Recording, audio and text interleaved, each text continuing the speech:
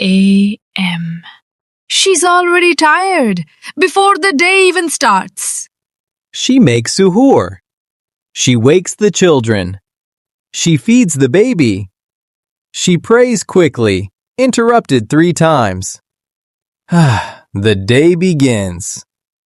Cooking, cleaning, breaking fights, changing diapers, 1,000 questions, and in the back of her mind, a whisper. You haven't read Quran. You haven't prayed properly. You're failing Ramadan. If that whisper has ever visited you, if you've cried in the kitchen while everyone else prayed, this episode is for you. Today, we're talking about Ramadan for busy mothers. The real Ramadan. The one in your kitchen, in your chaos, in your beautiful exhaustion. And by the end, you're going to feel something you haven't felt in a long time. Peace, and the deep knowing that Allah sees you. Let's begin. Let me tell you about my sister Miriam. Tell us. She has 4 children under 7. Last Ramadan, I called her and asked, "How's your Ramadan?" She was silent. Then I heard her crying. Why? She said, "I haven't prayed Taraweeh once. I haven't read Quran. I'm so tired. I feel like I'm failing." That breaks my heart. I asked her, "What are you doing all day?" She listed everything: cooking, cleaning, nursing, teaching, managing. A full-time job. More. And she thought that wasn't worship? She didn't see it. She thought worship only meant praying in the mosque.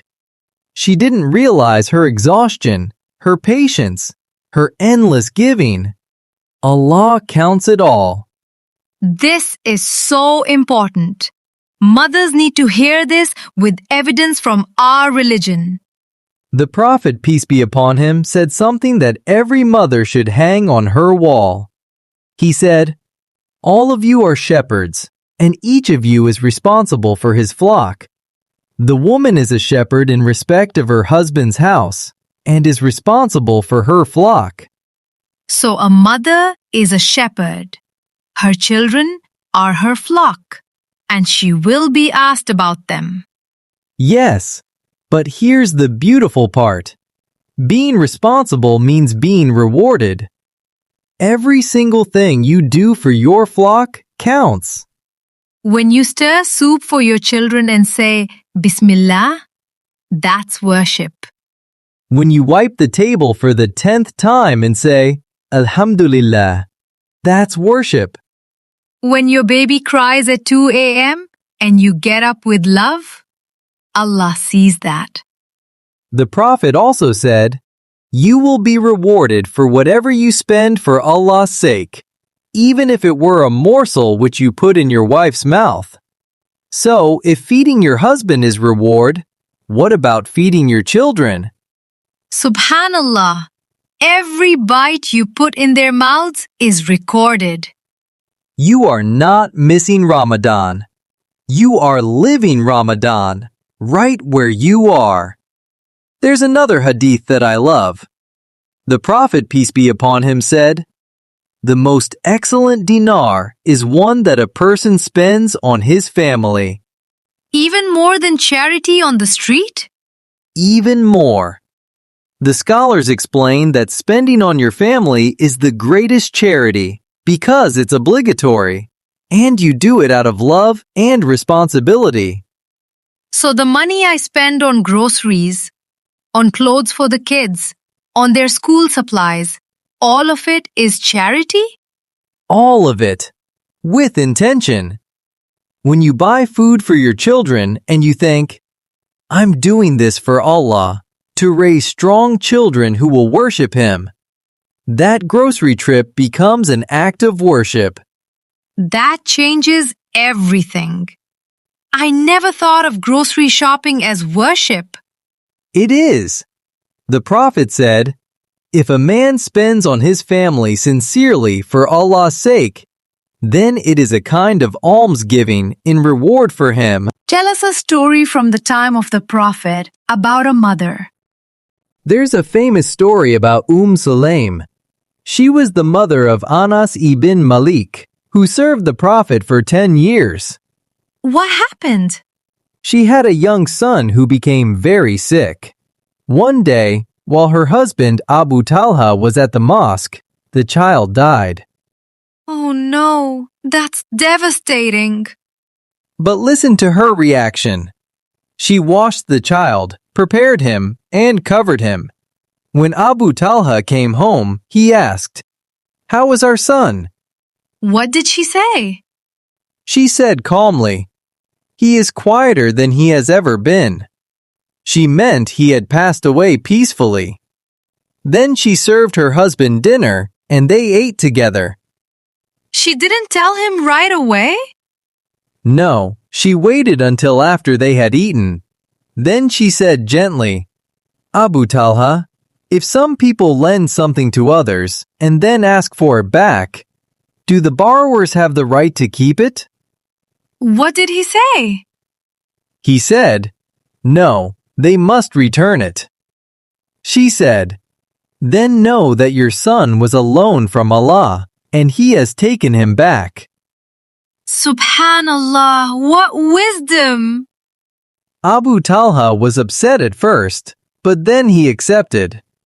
The next morning, he went to the Prophet and told him what happened. The Prophet made dua for them, and later they had another son who became a great scholar. That story shows the strength of a mother's faith. Even in her deepest pain, she thought of Allah. Yes, and her patience and wisdom were recorded forever.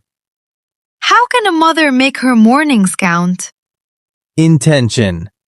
Before you get out of bed, say in your heart, "Ya Allah, I'm doing this for you." While making suhoor? Make zikr. Subhanallah while cutting vegetables. Alhamdulillah while pouring water. Remember the hadith. The most excellent dinar is spent on your family. You're earning reward with every dish. So cooking becomes prayer. Yes, and when you wake your children, do it with love. Even when you're exhausted, that patience is gold. Then Fajr. Pray even if you're alone, even if interrupted, even 2 rakats holding a baby. Those are precious to Allah. The daytime is chaos. How do we stay connected? Short moments, little connections. Like what? Water boiling? Make dua for your children. Ya Allah, protect them. Say Astaghfirullah. Each peace, each forgiveness.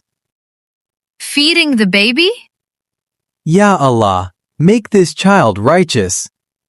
Those duas are powerful.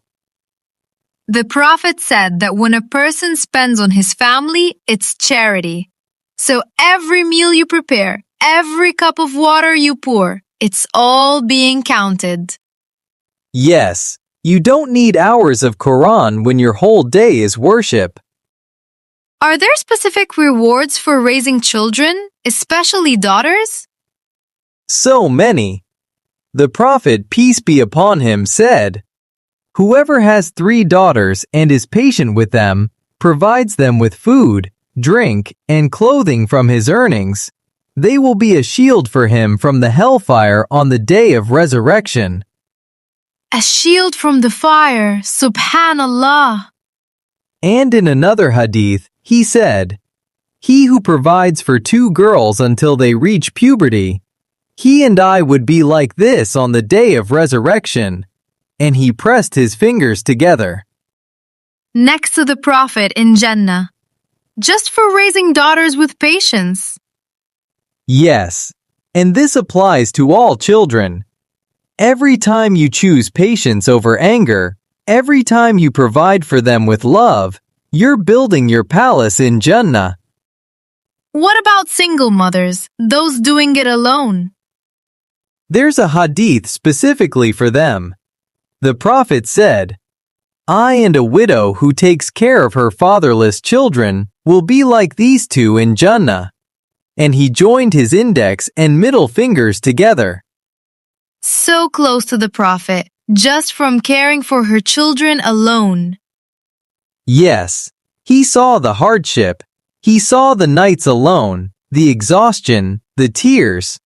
And he promised the highest companionship. That should give every single mother so much hope. It should. Allah sees, the Prophet sees, and they are waiting for you. Iftar, the hardest hour for mothers. Everyone hungry. Everyone cranky. You're trying to cook. What's the secret? Lower expectations. Simple food is okay. Your peace matters more than a feast. But we want it special. Your peace is more special. While you serve everyone, remember, the Prophet served his family. You're following his footsteps. So serving is worship. Yes. And when you finally eat cold food alone, remember the hadith. You will be rewarded for whatever you spend, even if it were a morsel you put in your wife's mouth. You are spending on your family with your very hands. Children asleep, house quiet. This is your gift. Pray Isha, then take a short nap. 20 minutes. Set an alarm. Then, Wake in the last part of the night. Even 2 rakats. Even 5 minutes. tahajjud time. Just you and Allah. No children. No demands. Raise your hands. Ask for everything. What if I can't wake up? Before sleep, say, Ya Allah, I wanted to pray. Please accept my intention. He knows your heart. He knows your day. He knows you gave everything for your flock. This changes everything. Intention. Before anything, pause 1 second. Say in your heart, I'm doing this for Allah. Even changing a diaper? I'm caring for this child you gave me. For you. Even washing dishes at midnight? I'm cleaning for my family. For your sake. The Prophet said spending on family is the most excellent charity. Your dishes are charity. This turns chores into worship. Turns exhaustion into reward. Turns your whole day into Ramadan. If you take one thing from this episode, You are not failing. You are doing the hardest job in the world. While fasting. While exhausted. While giving everything. the Quran you can't read? Your patience with your children is like reading Quran. The Taraweeh you miss? Your service to your family is like praying Taraweeh. Every sleepless night, every back that aches, every tear in the kitchen. Allah sees it all, and He rewards it all. The Prophet said, You are a shepherd responsible for your flock, and shepherds who care for their flock are honored. You are not missing Ramadan. You are Ramadan, right where you are. 1. Start with intention. Ya Allah, for you. 2. Make short du'as all day, while cooking, cleaning, feeding. 3. Lose your temper? Say, Ya Allah, forgive me, help me do better. 4. Keep iftar simple. Your peace matters. 5. Rest after Isha, but try to wake for tahajjud. 6. Before sleep, make dua. Thank Allah. Ask for strength. 7. Be kind to yourself. You are enough. 8. Remember, Allah sees you. Every tired moment, every act of love. To every mother listening, To the one who hasn't slept in years. to the one who eats cold food alone, To the one who feels unseen. Allah sees you. He sees you getting up before dawn when your body screams for rest. He sees you serving everyone first. He sees your tears in the kitchen. He is keeping every moment for you. The Prophet promised that those who raise their children with patience will be with him in Jannah. Your children are your legacy.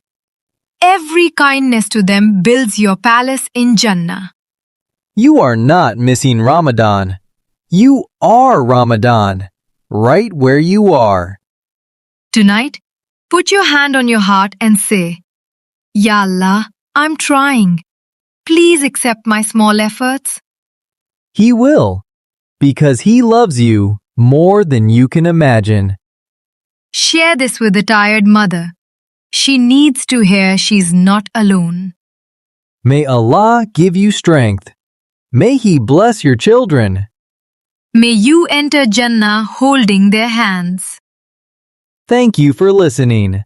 Assalamu alaikum wa rahmatullahi wa barakatuh. Wa alaikum assalam. Goodbye, dear mothers. You are loved. You are seen. You are enough.